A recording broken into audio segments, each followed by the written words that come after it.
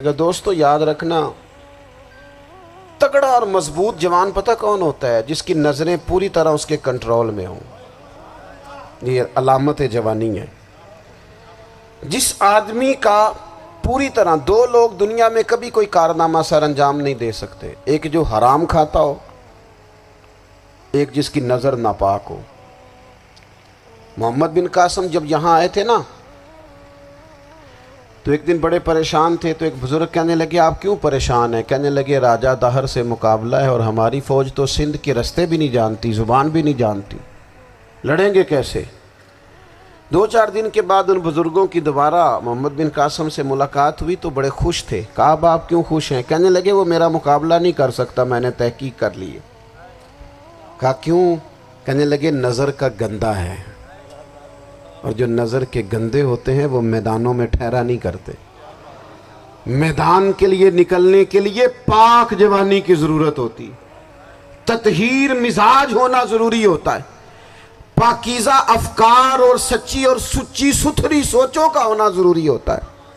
اس لیے فرمایا کہ میرا مقابلہ نہیں کر سکتا۔ حضرت عبداللہ ابن حذافہ کمرے میں تھے، تو وزیر کی بیٹی اندر سجی سنوری پہنچ گئی۔ جیسے ہی آپ نے اس کفر کی چال کو دیکھا تو تیمم کر کے نفل شروع کیے۔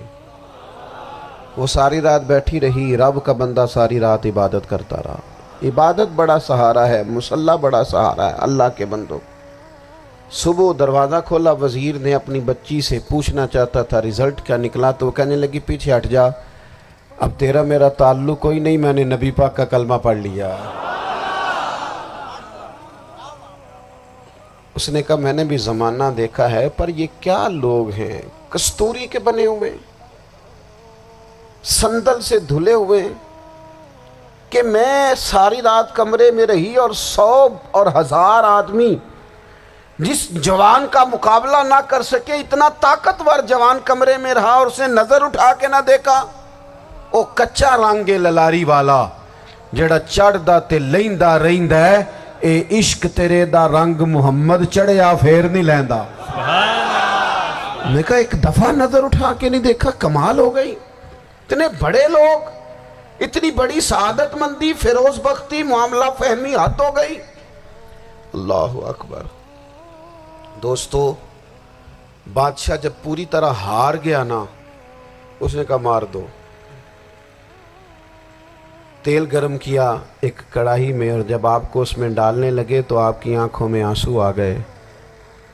بادشاہ کا خیال ہوا شاید نرم ہو گئے ہیں، کہنے لگا روئے کیوں؟ فرمانے لگے سوچتا ہوں جان ہی ایک ہے، کتنا مزہ ہے اس کی راہ میں جان دینے کا، کتنی لذت ہے اس کے نام پر مرنے میں، کتنا لطف ہے۔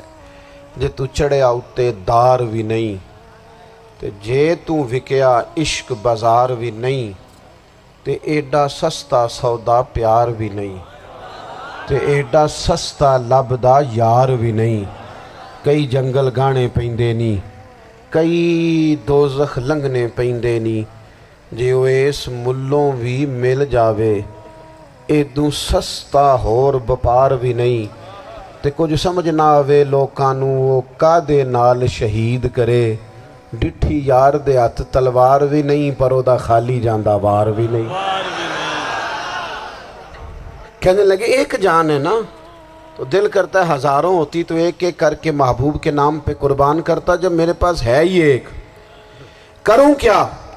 حضرت عبداللہ ابن حذافہ رضی اللہ تعالیٰ عنہ جب روئے اور بادشاہ نے یہ بات سنی، تو بادشاہ اٹھ کے کھڑا ہو گیا، سارے وزیروں مشیروں کو کہنے لگا تم نے کہا تھا نا بندہ ضائع کرنے والا نہیں، یہ بھی ضائع کرنے والا نہیں۔ کہنے لگا میرا ماتھا چومو، تم جیسے لوگوں کو قتل نہیں کرنا چاہیے، آزاد کرنا چاہیے۔ عزیز اپنی زندگی سے نا یہ بہت زیادہ ہرس، ہوس، طمع، اور یہ کسی بات کی بھی ہو، ہرس صرف پیسوں کی نہیں ہوتی ہے، شہرت کی بھی ہوتی ہے، یہ بیماری انسان کو اقتدار کی بھی ہوتی ہے، تعریف کی بھی بیماری ہوتی ہے، یہ سارے نقص ہوتے ہیں لوگوں کو، اور معاذ اللہ بعض جبوں کبوں کے اندر بھی ہوتے ہیں، وہاں بھی پنپتے ہیں۔ اپنی زندگی جب تک اس سادگی میں نہیں لاؤ گے جو رسول پاک نے عطا فرمائی ہے، جب لوگ آسانیوں میں پوری طرح الجھ گئے تو پھر وہ دور ہوئے اور کفر چڑھ گیا۔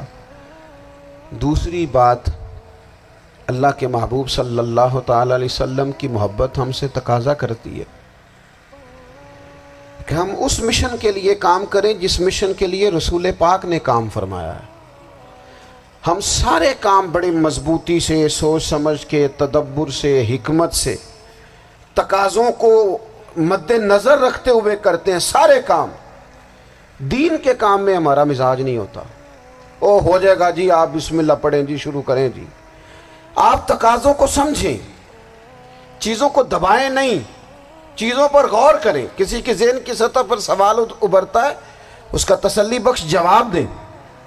اپنی زندگی میں دین کے کام کے لیے اپنے آپ کو وقف کریں، اور دین کے کام کے بہت سارے پہلو ہیں۔ ہزاروں لوگوں کو قرآن پاک ٹھیک پڑھنا نہیں آتا، ہزارہا لوگ ہیں جو قرآن مجید کے مطالب سے آگاہ نہیں ہیں، دین کی بنیادی ضروریات سے لوگ نابلد ہیں۔ میں آپ کو کس طرح یہ بات سمجھاؤں کہ ہزاروں کی تعداد میں طلاقیں اس لیے ہوتی ہیں کہ مردوں کو طلاق کے مسئلے نہیں آتے، انہیں پتہ نہیں ہے کہ مجھے حقوق زوجین کے معاملے میں کیسے چلنا۔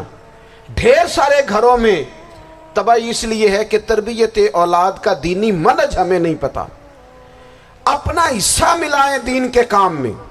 ایک آدمی کو اگر تو نمازی کرنے میں کامیاب ہو گیا، تیری زندگی بدل گئی۔ وہ دین بیزار لوگ جو ہمارے بیچ بیٹھ کے ہماری نوجوان نسل کو پگڑی اور داڑھی کا نام لے کے بنیادی طور پر دین سے دور کرتے، ایسے نوجوانوں کو دین کا پیغام محبت دے کر دین کے قریب کرنا ہماری ڈیوٹیوں کا حصہ ہے۔ ہمیں ذمہ داری کا احساس کرنا پڑے گا، ہمیں یہ خاص قدم اٹھانا پڑے گا، توجہ دینی پڑے گی۔ مساجد، مدارس، میں آپ سے عرض کروں، اتنی ڈٹ کے مخالفت ہوتی ہے نا مدرسوں کی، اتنی ڈٹ کے۔ میں ادارہ چلاتا ہوں، اس کے چلانے میں جو مشکلات ہیں وہ تو ہم بتا نہیں سکتے آپ کو، اس لیے کہ میری قوم، میرا اس قوم سے تعلق ہے جو نعت خواں امیر کرنا چاہتی ہے، مدرسے نہیں۔ ہاں، نقیب خطیب پیدا کرنا چاہتی ہے، شعر و شاعری کی زندگی کو پروان چڑھانا چاہتی ہے۔ فقط ہمارا ان لوگوں سے تعلق ہے جو لاکھوں کروڑوں روپیہ محافل پہ لگائیں گے، اور قاری صاحب بیچارے اگر مسجد کا کوئی ہونے والا کام کسی وقت بتا دیں گے تو وہ بڑی مشکل آ جائے گی ان کے لیے۔ یہ کیسے ہو سکتا ہے، آپ نے یہ ڈیوٹی بتا دی۔ مدارس، اور جتنا اہم رول دین کو پھیلانے میں مدارس اسلامیہ کا ہے، اتنی زبردست، لوگوں کا خیال ہوتا ہے میری طرح کے لوگ شاید کام کرتے ہیں، ڈیوٹی کرتے ہیں۔